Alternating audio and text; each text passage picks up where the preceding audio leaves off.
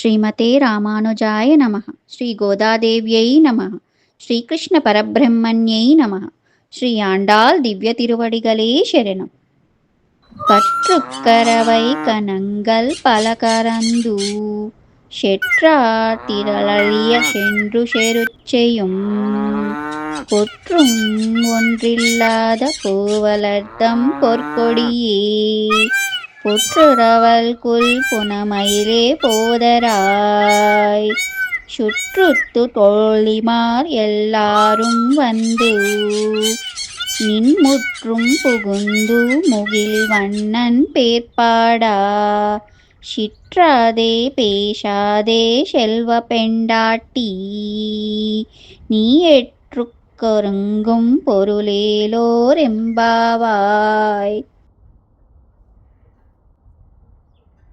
ఈ 11వ పాసురములో గోదాదేవి మేలుకొలిపే గోపిక విశేషమైన గుణసంపద గల మహనీయురాలు. ఈమె మామూలు గోపికామణి కాదు, బంగారు తీగ వెంట దానాన్ని సంబోధిస్తున్నారు. తీగ ఎలా కొమ్మను విడిచి ఉండలేదో ఈమె అలాగే గోపాలని విడిచి ఉండలేక తీగలాగా అల్లుకుపోయి ఉండుట చేత ఓ బంగారు తీగ అని పిలుస్తున్నారు. ఆమె వంశము బలశాలురు, వీరులు ఉన్న గొప్ప నందగోప వంశం. అటువంటి గొప్ప వంశంలో పుట్టిన బంగారు తీగవెమ్మ అని అంటున్నారు. గోపాలుడు అనగా వేదరక్షణము చేసి వేదధర్మములను జ్ఞానమును శిష్యులకు అందింపజాలిన ఆచార్యుడు. గోవులనగా వేదములు, వాటినన్నిటినీ అధ్యయనం చేసి వాటిలోని సారమైన విషయాలను క్షీరములు పిండినట్లు పిండి శిష్యులకు అందించే మహనీయ వంశము గోపాల వంశము. ఈసారి శ్రీమద్యామునమునయే నమః అని యామునాచార్యుల వారిని మేల్కొల్పుచూ ఉన్నారు. కాబట్టి ఆయన పుట్టిన నాదముల వంశంను ఈ విధంగా కీర్తిస్తున్నారు మన గోదాదేవి.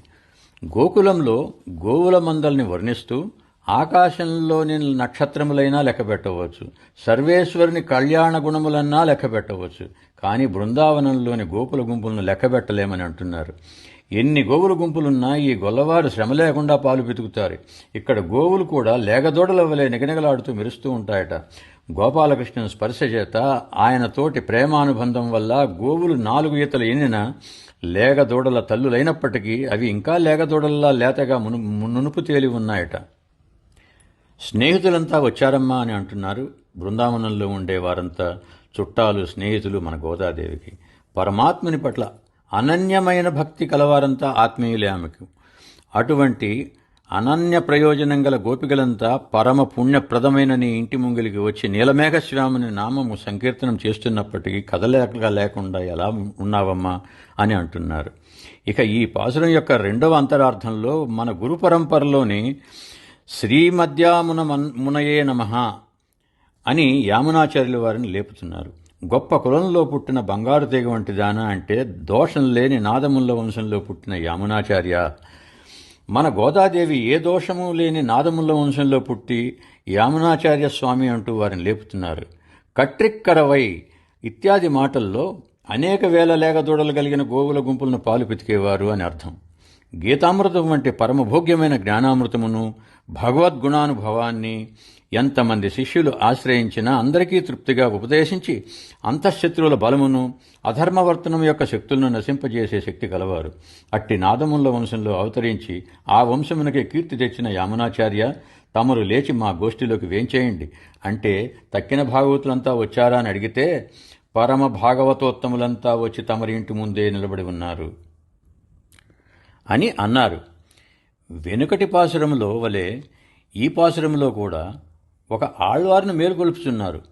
ఇందు మేల్కొల్పబడు ఆళ్వారు తిరుమంగయ్య ఆళ్వార్లు. వీరికి పరకాలులనియు కలివేరి అనియు నామధేయములు గలవు. వీరు నమ్మాళ్వార్లు పాడిన చతుర్వేద సంహితములకు 4 దివ్య ప్రబంధములకు 6 అంగములుగా చెప్పబడు 6 దివ్య ప్రబంధములను ప్రసాదించిరి. పూర్వాచార్య పరంపరలోని వారు గోపాలురు దివ్య ప్రబంధ నిర్మాతలు. వారిలో భాగవత కైంకర్య నిష్ఠాగరిష్ఠుడొకటచే కైంకర్యలక్ష్మీ సమేతుడని బంగారు తీగగా వీరిని సంబోధించడం జరిగింది. ఇట్లు ఈ పాసురమున పలు రకాలుగా మేల్కొల్పబడిరి. జయ శ్రీమన్నారాయణ.